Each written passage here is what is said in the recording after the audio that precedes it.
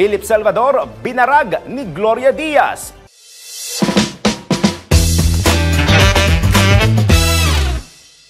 Para sa aking balitang showbiz, viral ngayon ang dating Miss Universe na si Gloria Diaz. Ito'y matapos na magbigay ito ng napakaiksing komento kaugnay sa video ni Philip Salvador na nangangampanya. Sa video na unang lumabas sa Instagram, makikita si Philip na nangangampanya at paulit-ulit na isinisigaw ang mga katagang "Bring him home". Tinutukoy dito ni Philip si dating Pangulong Rodrigo Duterte na nakakulong ngayon sa The Hague, Netherlands dahil sa umano'y nagawa nitong crimes against humanity. Sa comment section ng nasabing video ay marami nagkomento dito, ngunit naging kapansin-pansin ang komento ng dating Miss Universe. Mababasa ang hirit ng actress beauty queen na, "Yung anak mo, padalan mo ng pera."